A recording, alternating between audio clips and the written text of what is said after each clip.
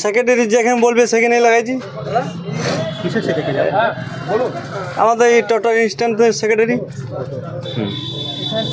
হঠাৎ করে বললে যে আজকে এখানে লাগাবো। হ্যাঁ, এগুলো লাগাইতে হবে। আমাদেরকে যেখানে বলবে সেখানে লাগাইতে হবে।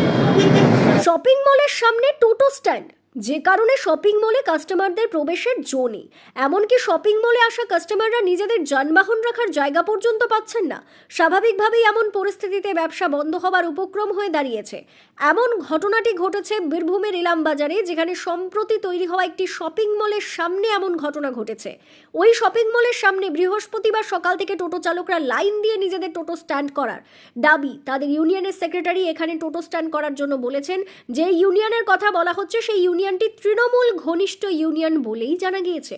তবে প্রশ্ন হলো, কেন টোটো ইউনিয়নের এমন উপদ্রব?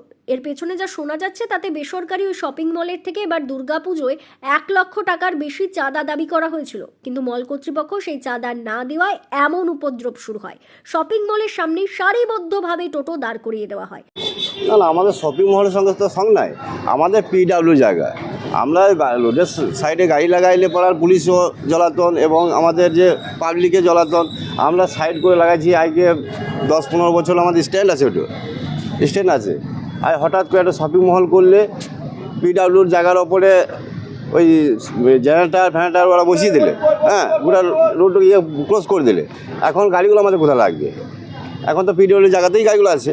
তা পিডাব্লিউ পরিষ্কার করে দেখ, আমাদের কোনো অসুবিধা নাই, এ তো আমাদের কোনো ইয়ে নাই। কে ব্যবসা করবে কী করবে, আমাদের কী ব্যাপার আছে? বিষয়টি নিয়ে বিজেপির তরফে তৃণমূলের দৌরাত্ম্যকেই দাবি করা হয়েছে। আমার কাছে খবর ওইটাই আসলো যে তৃণমূল নেতারা যেটা পুজো করে বাস স্ট্যান্ডে, যেভাবে জোর জুলুম চলছে ইলামবাজারে, এর আগে পরেও শুনেছেন আপনারা হয়তো, যেখানে মাননীয় মুখ্যমন্ত্রী হলফ করে বলছেন 1,10,000 টাকা করে প্রত্যেকটা পুজো মণ্ডপকে দিচ্ছি।